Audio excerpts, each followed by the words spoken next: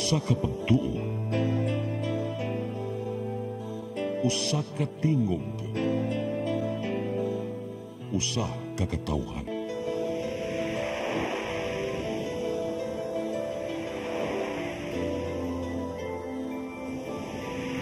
Cebu Catholic Television Network.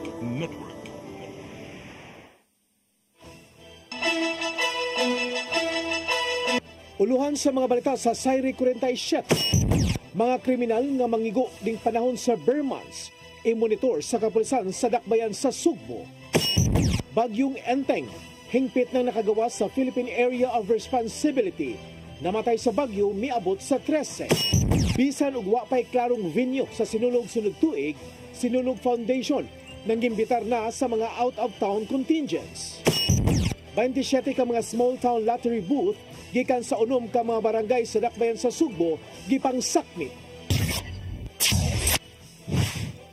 Sugbo, Kabisayan ug Mindanao, Pilipinas ug katawhan kutos maabot sa tong Sibya sa tibuok kalibutan mayong hapon.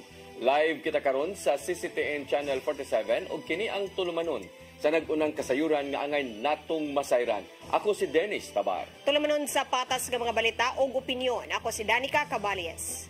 Kini ang Sayri 47.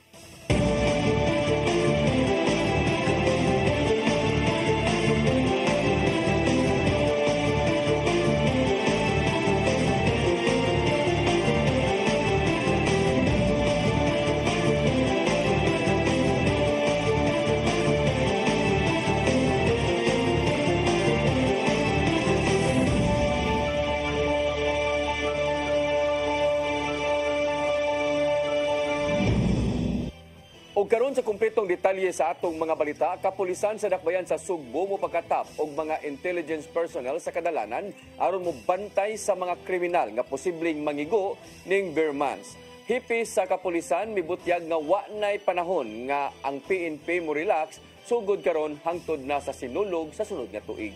Ang kasayuran ihatod ni Arnold Bustamante.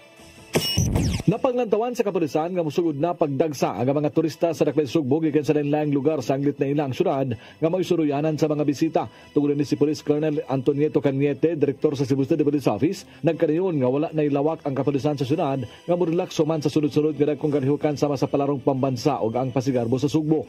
Yang gibutyag ganing pagsulod na sa Bermans paingon na ngadto sa Pasko, pagsugat sa bagong tuig ug sa sinulog, dubliho nila ang ilang paghatag sa seguridad sa syudad nga walay makalusot nga kriminal. This Bermans, busy months na yan, leading to the Christmas, New Year, and Sinulog.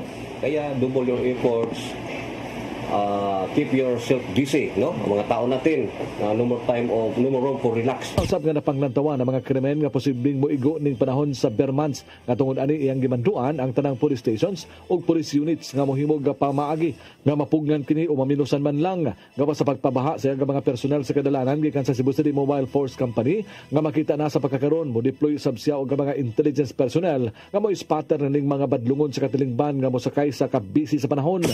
Okay. Doon sa police visibility natin, enhance, intensified natin. So, let us not stop na that, no? Tapos dito sa mga other measures, like nag-deploy kami ng mga intelligence personnel, namin yung area, may mga sign kami ng intelligence personnel, as spotter lang talaga, to look for these people, tinatawag natin red flag people, yung mga suspicious.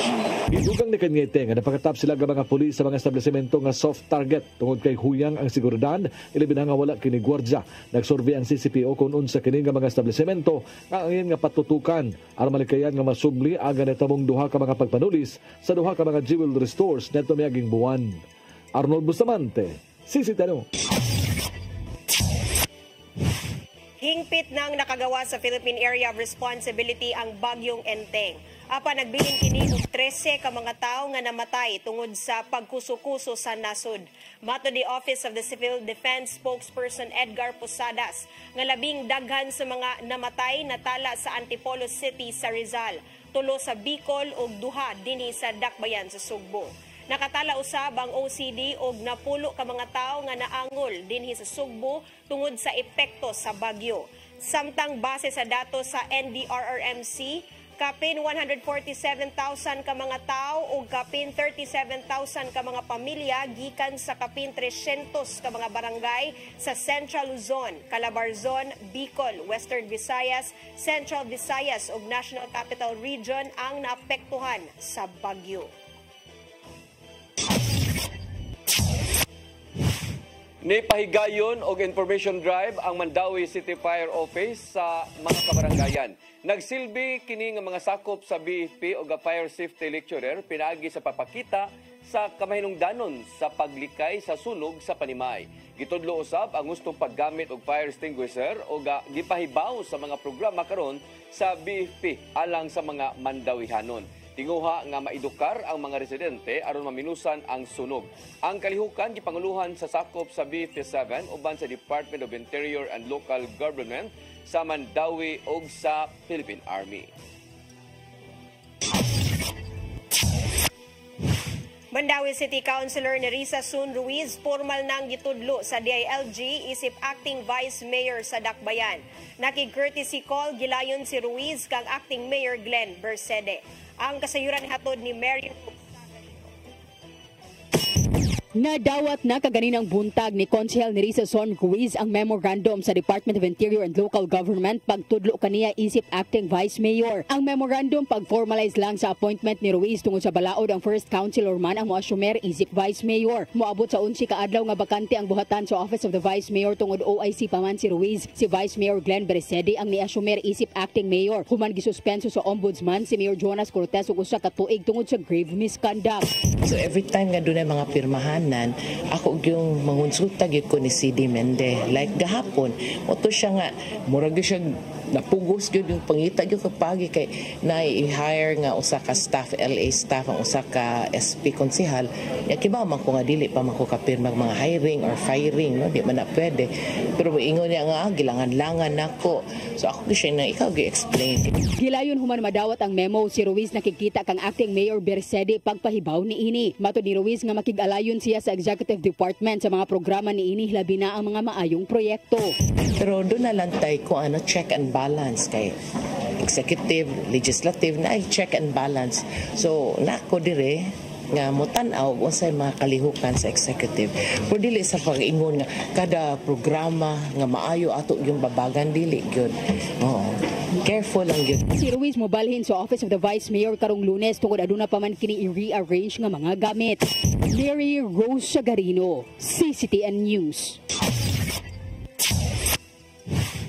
Mas dako nga annual budget sa Cebu Provincial Government ang pangayoon sa Provincial Board alang sa sunod nga tuig.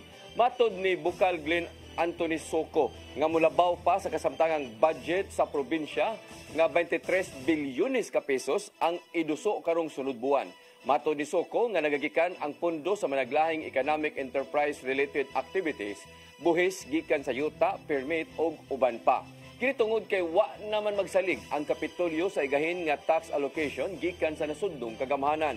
Nagpadayon hinuon ang hisgutanan sa habig sa Executive Department bahin sa budgetary nga proseso og lauman nga iduso ngadto sa Secretariat sa Provincial Board karong nga sunod buwan.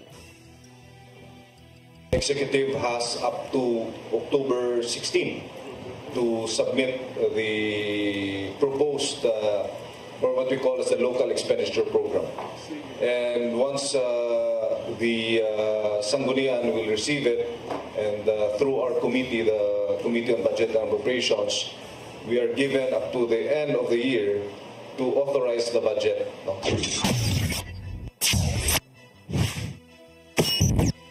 Musunod. Bisan og wa pay klarong venue sa sinulog-sunod tuig, Sinulog Foundation padayon ang nangibitar og mga out-of-town contingents. Kana og daghan pa mga balita sa pagbalik sa Sayre 47.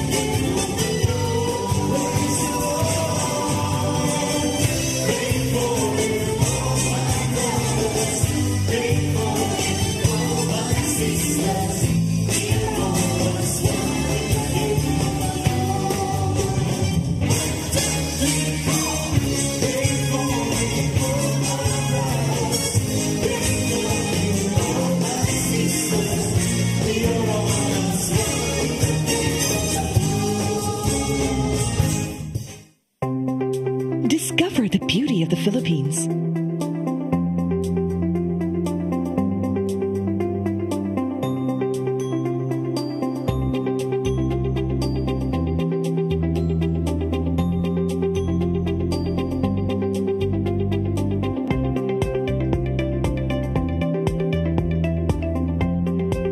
With Philippine Airlines, the country's flag carrier.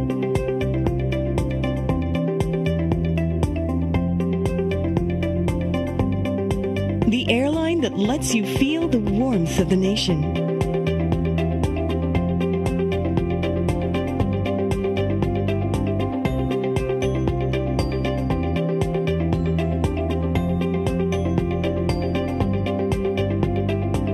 Mabuhay!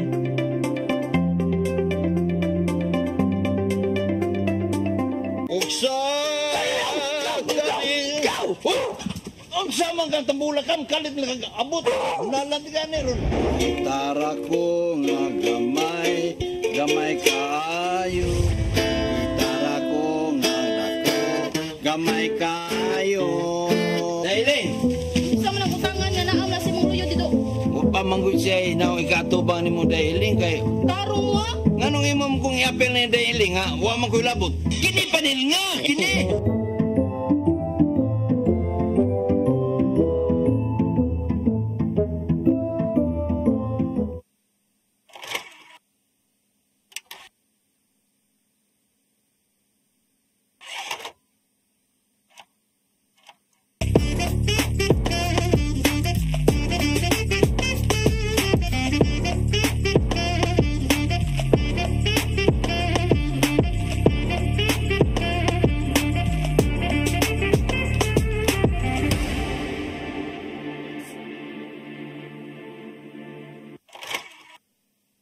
barangay chairman o kagawa, di hahaba rin kapalpakan nila. Eh kung may masisino, mapuputol agad yung kasinuan.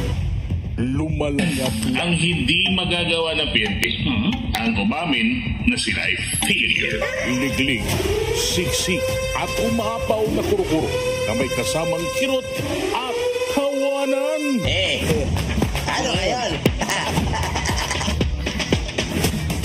Kasama ang bago niyong paboritong tandem, Nino Bonito at Chonke Bench. Ano ngayon? Ano ngayon? Ano ngayon?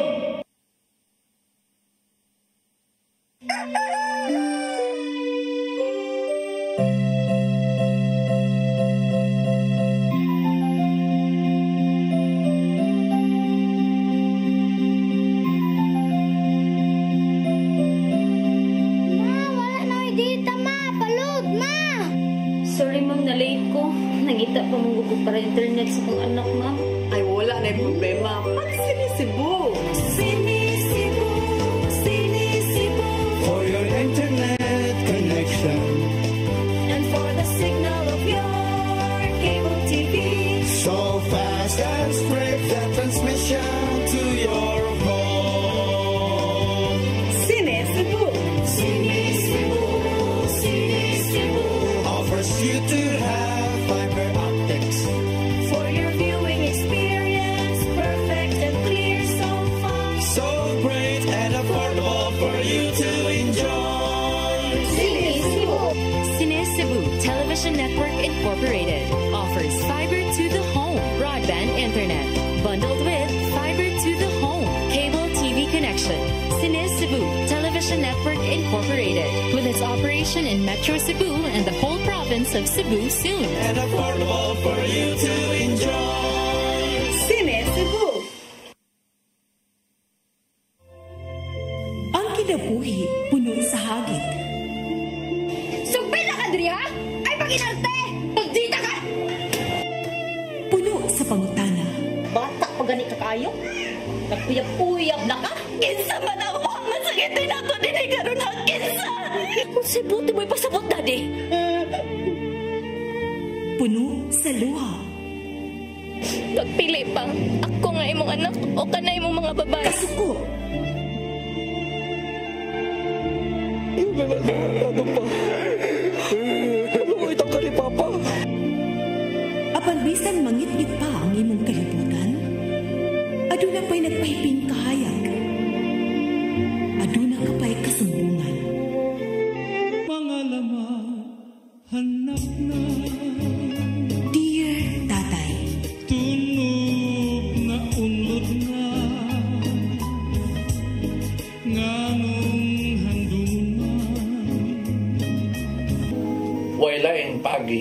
aron masabtan nato ang Biblia.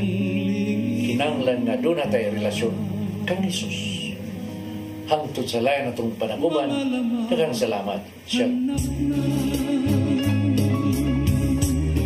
Tunog na unlod na.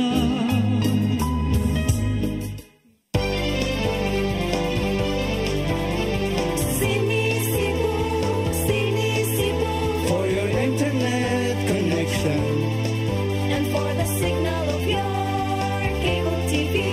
so fast and straight that transmission to your home. Sini Cebu Offers you to have fiber optics. for your viewing experience, perfect and clear so far. So great and affordable for you to enjoy. Cine Cebu Television Network Incorporated offers fiber to the home broadband internet bundled with fiber to the home cable TV connection. Cine Cebu Television Network Incorporated with its operation in Metro Cebu and the whole province of Cebu soon. For your internet connection And for the signal of your cable TV. so fast and straight that transmission to your home. Sini Cebu Offers you to have fiber optics. for your viewing experience, perfect and clear so far. So great and affordable for you to enjoy.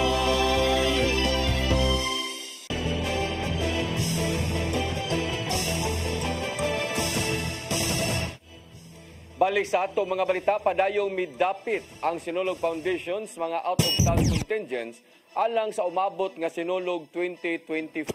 Kini bisan pa man o wa pa matino ang konfirmadong venue alang sa dako nga kalihukan kini sama sa South Road Properties o baka sa Cebu City Sports Complex. Apan gibutyag ni Jojo Labilia, ang Executive Director sa Sinulog Foundation Incorporated, nga sa pagkakaroon 8 pa lang ka mga out-of-town contingents ang nagpakita og interest nga mosalmot sa sinulog sa sunod nga tuig. Kini giingong gilangkuban sa Cebu Provincia Cebu Province, Leyte ug dadakbayan sa Antipolo. Samtang gihangyo ni Labilia ang Negros Island Region nga mopadao usab og contingents sa sinulog. Turismo sa Dakbayan sa Danao, paligunon pa uban na managlahing stakeholders sa ilang komunidad. Kini ang gitinguha ato sa 11th Tourism Summit sa Dakbayan. Ang kasayuran ni Hato Digian Navarro. Hingosgan sa LGU Danao City ang ilang turismo, diin manginlabot mismo ang komunidad uban ng managlaing stakeholders. Tuyong gipasiugdan sa LGU ang 11 nilang Tourism Summit nga gitambungan sa dili mo menos 400 ka mga bisita. Naglangkob kini sa mga tinunan sa kursong tourism, mga investor ug ubang eksperto. Pipila sa mga isyung naisgutan mao ang mga gipatumang lagda, ecotourism initiatives, kaluwasan sa mga bisita ug uban pa.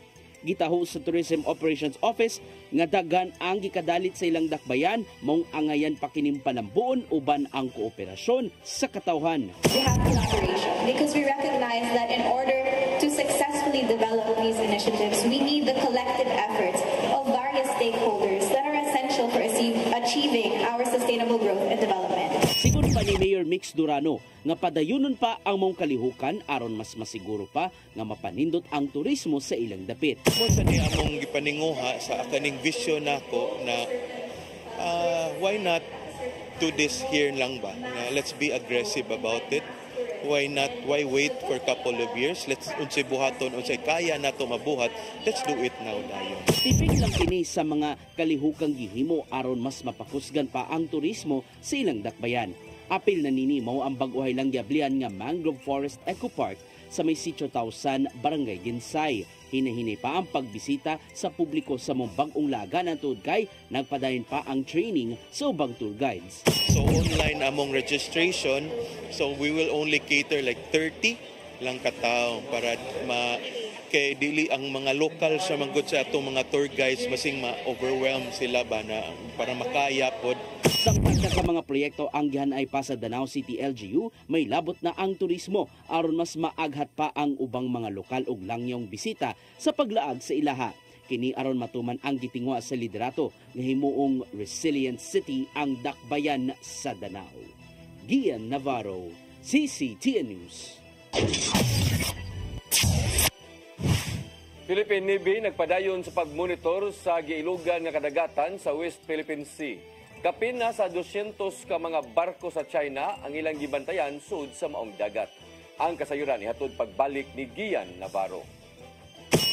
Ana sa kapin 200 ka mga barko gikan sa China ang gibantayan sa Philippine Navy sa managlayng bahin sa West Philippine Sea. Sumapa sa ilang monitoring nga mas ni saka kini gikan sa 163 ka mga barko gikan sa Chinese Coast Guard sa milabay nga semana. Sa mong gidaghanon, sagad sa mong mga barko nasigpatan sa Sabina kun Escoda Shoal nga adunay 71 ka mga Chinese vessels. Gilangkuban kini sa 53 ka mga maritime militia vessels, 9 ka mga Chinese Navy ships ug siyam ka Chinese Coast Guard vessels. Samtang ana sa 52 ka mga barko ang nasigpatan doon sa Pag-asa Island ug ang 36 nini ana sa Iroquois Reef. Matod ni Philippine Navy spokesperson for the West Philippine Sea, Rear Admiral Roy Vincent Trinidad, nga kinana ang labing daghang barkong nasigpatan sa giilugang dagat sa nasod. Apan dili kini ang ngayong kabalak-an tungod kay nagpabilin ang baruganan nga illegal ang nahimong binuhatan sa China sulod na sa Philippine Exclusive Economic Zone. Mong dili ipadaplin sa Armed Forces of the Philippines ang ilang mando nga mao ang pagpanalipod sa soberanya ug ang katungod sa Pilipinas. May numdumang naitabo ang naing pagbangga sa barko sa Chinese Coast Guard in Baguhaylang ngadto sa barkong BRP Teresa Magbanwa sa Escoda Shoal mong hilabihan ang yang naangkong pagguba. Gian Navarro, CCTN News. Naaresto kagahapon dito sa Indonesia si dismissed Bamban Tarlac Mayor Alice Go. Gikumpirmar ni NBI Director Jaime Santiago nga mga otoridad sa maong nasod mao'y nakasikop kang Go. Nasayrang nakagawa si Go sa Pilipinas ni atong buwan sa Abril. Kauban sila si Sheila Go ug Cassandra Ong. Gilambigit ang kanhi mayor sa mga iligal nga operasyon sa Pogo Hub sa nasod, partikular sa Scam Hub nga gironda sa ilang lungsod. Gilauman nga madala pagbalik dinhi sa Pilipinas si Go sa labing daling panahon. Samtang mipaymangnon si Presidente Bongbong Marcos nga tubangon ni Go ang kasong gipasaka batok kaniya.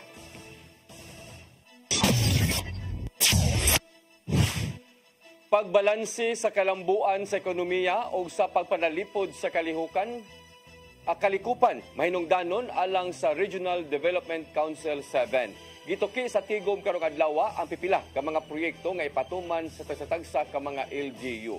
Ang kasayuran ihatod ni Gian Navarro.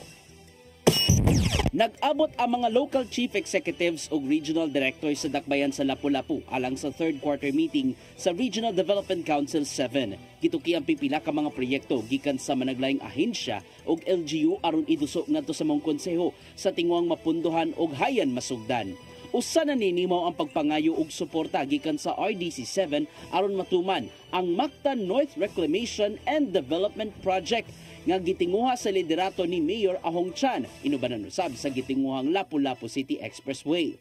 Matod silang City Legal Officer nga mainungdanon among reclamation project alang sa gitinguhang kalambuan sa dakbayan. It's also a private-public partnership. That's why I was asking when was the update on the PPP because we're very interested because we have a lot of PPP in Lapu-Lapu City. Yatag na may sabog dakong gibug ato ni RDC7 Chairperson ug Bohol Governor Erico Aris Aumentado ang pagbalanse bahin sa kalambuan sa dapit o pagmintenar sa kalikupan. Kini aron dili maantos ang mismong palibot ug dili mabiyaan ang mga nanimuyo sa komunidad. Problema sa environment pero napos ekonomiya, so ibalanse lang yun ang maong pag-implementar aron dili mag-antos ang mga katawhan sa kinayahan na maguba. Apil sa mga pangduso mao ang mga dagkong infrastructure projects tali sa Cebu ug Bohol nga karon gipaubos na sa feasibility study. Naapruba no sab sa RDC7 ang mga plano tali sa Mandawi City Government ug Cebu City Government nga mao ang Beyond Borders. Kini mao ang pag-rehabilitate sa Butuanon River ug Mahiga Creek nga moisulbad sa halapad nga pagbaha tali sa duha ka dakbayan. Implementation plan, the proposed construction of a multi-purpose dam along Butuanon River would support the attainment of the following outcomes in the RDP: infrastructure planning, programming, asset management enhanced, and B, water security, integrity, and resilience attained. Pinugan usab alang ni omentado nga manginlabot ang katawhan sa mga proyektong but ipatuman sa mga ahensya sa gobyerno ug sa LGU. Sanglit gisiguro man niya nga di mabiyan ang mga residente kung hisgutan ang kalambuan sa dapit. Kailangan ang momentum magpadayon o anang dapit na kailangan na makakreate yun og more jobs ang Central Visayas aron gyud mo us-us pag yun ang atong poverty incident. Ian Navarro, CCTN News. Grupo nga Save Mandawi Coalition supak sa 3 ka bilyon kung 3 bilyon nga loan sa Mandawi alang sa katukuran sa government center. Gisugyot hinoon ang public-private partnership aron way maggasto ang syudad. Ang kasayuran ihatod ni Mary Rose Sagarino.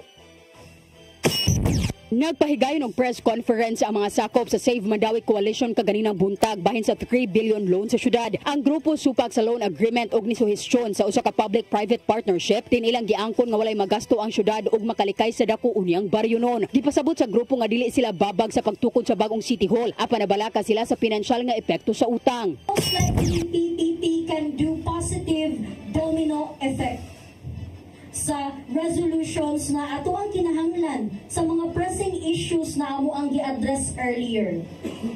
So what is in it sa Mandawi?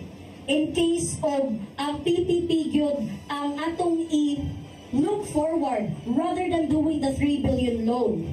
It will help Mandawi resolve the pressing issues such as inadequate infrastructure pareha sa Oval Sports Center nga issue ni ma'am.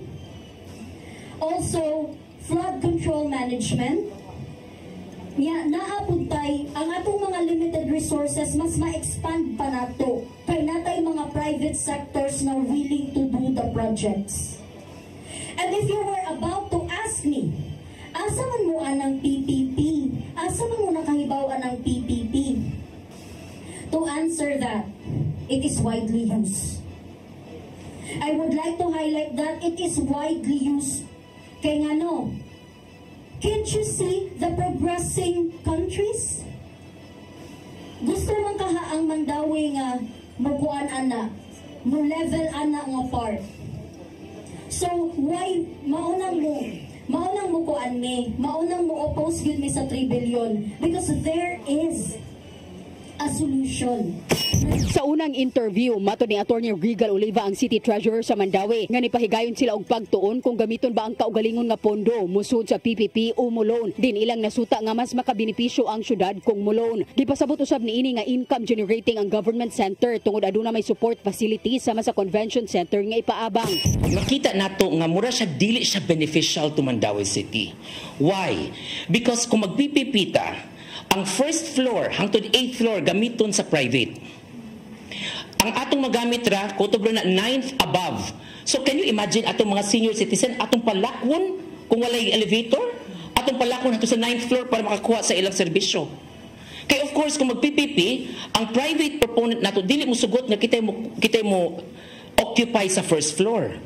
Nga hindi man sa musugot because that is the most sellable for kinsa mga bank. Apan nabalaka ang koalisyon tungod sa posibleng financial impact sa utang. Matud nila nga daghan pang mga problema ang syudad nga angay tutukan sama sa pagpalambo sa panlawas, pagsulbad sa problema sa baha, pagtabang sa mga biktima sa sunog ug pagtubag sa COA red flags. Gihulagway sa grupo nga walay human-human ang mga proyekto sa administrasyon ug wala nila nabati ang mga serbisyo.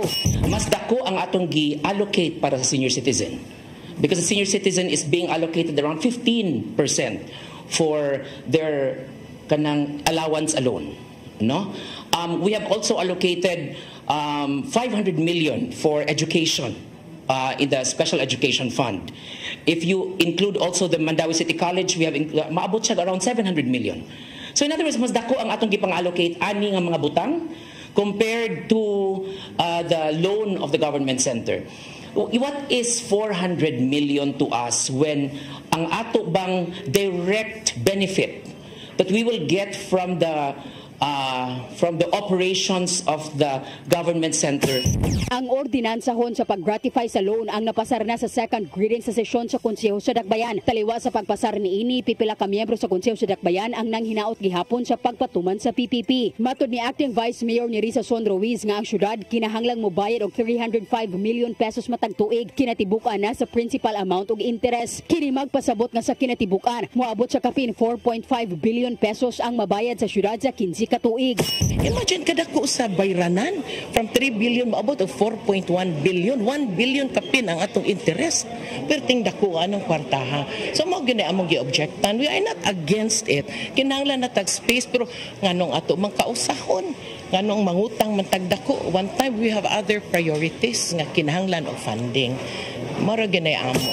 Ang coalition nang hinaot sa usa ka public hearing og nangayo og transparency sa proyekto. And then again, as what she said, na mo-allocate sila og budget for PPP, then again, we want transparency. And going back to the transparency, we also want accountability.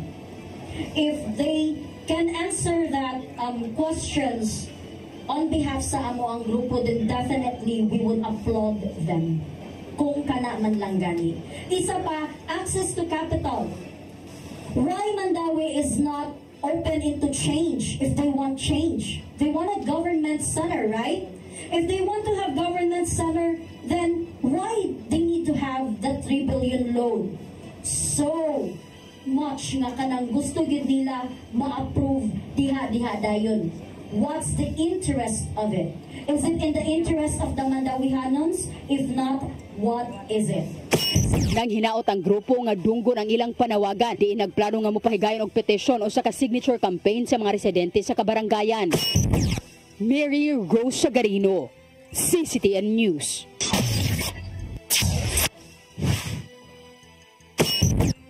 Musunod, 27 ka mga small town lottery booth gikan sa unom ka mga barangay sa Dakbayan sa Sugbo gisakmit. Kana og daghan pa mga balita sa pagbalik sa Saire 47.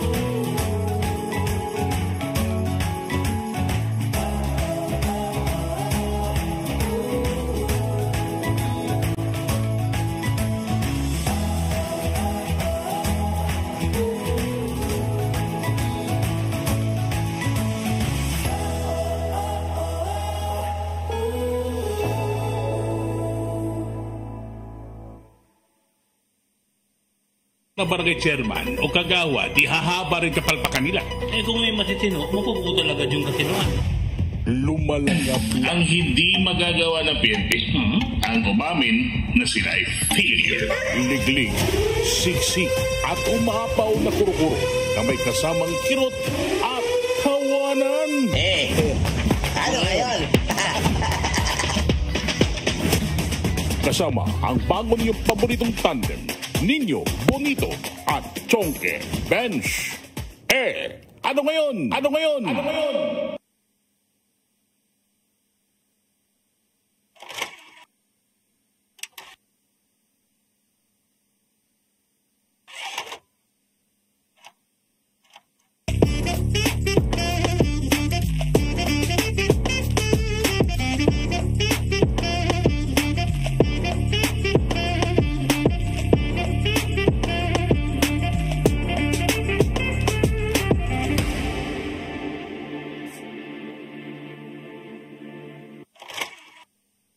Migo George!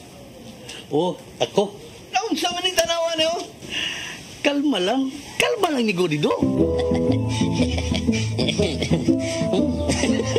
Siya Godido, ano mo sa susili? Sa'yo na. Kano sa ba ka mo mabutan? Murag mao siguro na inyong hiwata. Oh, pagdagsa mo ni.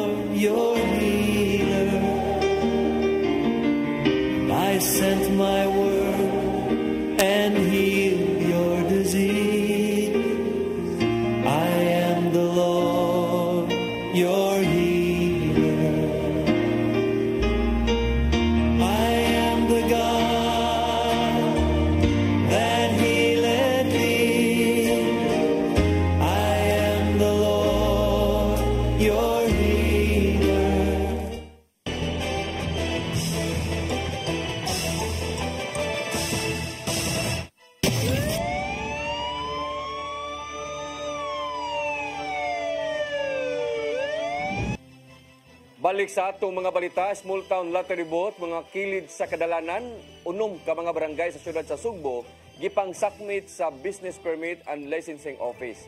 Og ngun man sa Prevention Restoration Order Beautification Enhancement Control Team. Kini tungod kay wa mutuman sa gihatag nga tagal pagkuha og permit. Ang kasayuran ihatod ni Sherisa Mayoy. Gipang sakmit sa Cebu City Business Permit and Licensing Office og probe ang mga small town lotteries booth sa unom ka barangay sa Dakbayan sa Sugbo. Kinumana sa tulo ka adlaw nga pasidaan sa STL operators sa pagkuha og business permit sa pagpadagan sa sugal. Matod ni Terencio Saavedra, ang Pangulo sa BPLO, nga atol sa ilang operasyon sa mga STL booth sa syudad, walay permit nga mapakita ang mga nagdumala sa STL. Gawas lang sa permit gikan sa Philippine Charity Sweepstakes Office kon PCSO nga litimo ang ilang gambling operation apan wala kini mga business permit gikan sa syudad. Kinugang niya nga anda motabang ang BPLO nga mas mapadali ang proseso sa mga business permit basta kompleto lang ang mga requirements ni ini. Kuan karon sa ligyan nga permit kada ramang sa factor nga approval. So wala sila ngani mo gud ni once nga mo engage ta ani nga negosyo kaning gambling natay ordinance na nga magkinahanglan jud og runo.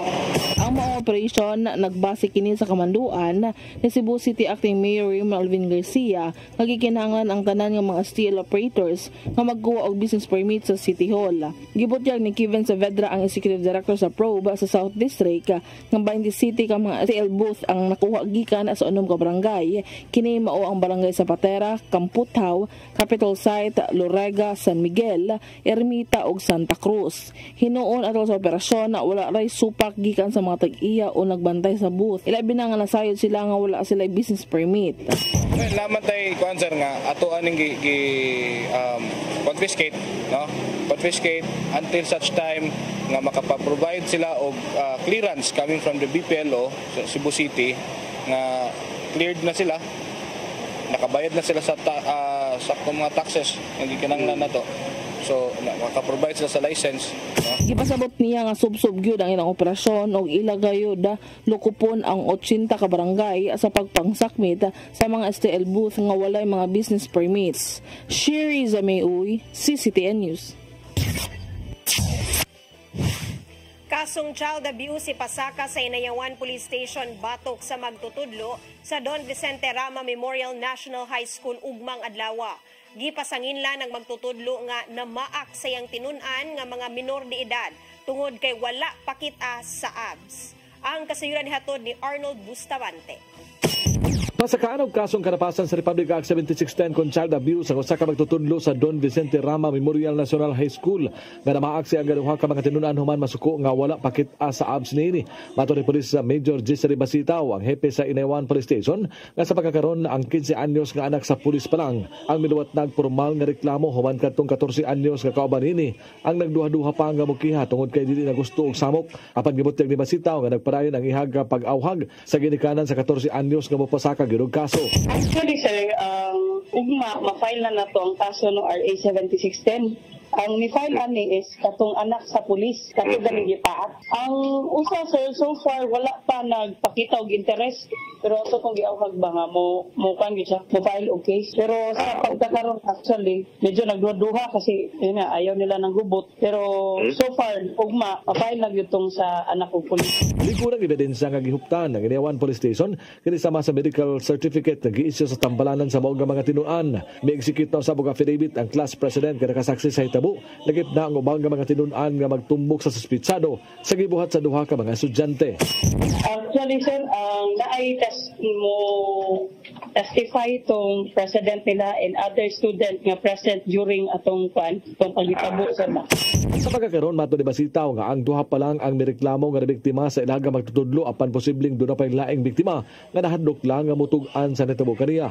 Nabaniog na sa ilang eskwelahan ang buhaton sa suspitsadong magtutudlo sang daghan na matod pa ang mga estudyante niini nga iyang agnihon nga manuroy panahon sa gabi ug dalhon sa usa ka lugar din didto pakanon ug uban pa nga buhaton apan karon lang siya gireklamo.